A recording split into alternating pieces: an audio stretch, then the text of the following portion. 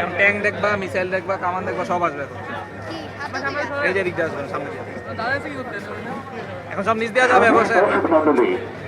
আবারও প্যারেড গ্রাউন্ডের উত্তর দিকে আপনাদের দৃষ্টি আকর্ষণ করছে। এগিয়ে আসছে সুসজ্জিত যান্ত্রিক বাহন।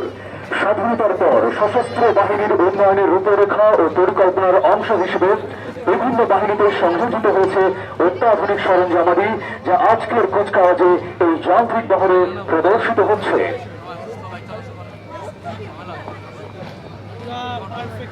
সম্মানিত সুধী মণ্ডলী, যান্ত্রিক বহরের নেতৃত্বে রয়েছেন brigadier general Mohammad Anwaruzzaman. Brigadier general Anwar 11 December 1997 সালে 37 বিএমএ দীর্ঘমেয়াদী কোর্সের সাথে বাংলাদেশ সেনাবাহিনীর রেজিমেন্ট অফ আর্টিলারিতে কমিশন লাভ করেন।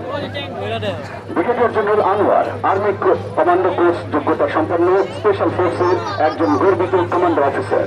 এছাড়াও তিনি বাংলাদেশ নৌবাহিনীর তত্ত্বাবধানে স্কুবা রাইডিং কোর্স এবং বাংলাদেশ বিমান বাহিনীর অধীনে ফরওয়ার্ড এয়ার কন্ট্রোলার কোর্স সহ কম্ব্যাট ট্রেনিং সেন্টার মালয়েশিয়া এবং counter intelligence and jungle warfare school Bharat হতে উচ্চতর বৈদেশিক প্রশিক্ষণ সম্পন্ন করেন। Brigadier general Anwar defence services command and staff college Mirpur হতে army staff course, school of artillery Halishahar Chittagong হতে গানারি স্টাফ কোর্স এবং ন্যাশনাল ডিফেন্স কলেজ মিরপুর হতে আর্ম ফোর্সেস ওয়ার কোর্স এবং ন্যাশনাল ডিফেন্স কোর্স সম্পন্ন করেন। তিনি পার্বত্য চট্টগ্রামে অপারেশন দাবানলে সক্রিয়ভাবে অংশগ্রহণ করেন এবং নেতৃত্বের অঙ্গনে তিনি নর্থ রেজিমেন্ট আর্টিলারির অধিনায়ক হিসেবে দায়িত্ব পালন করেন।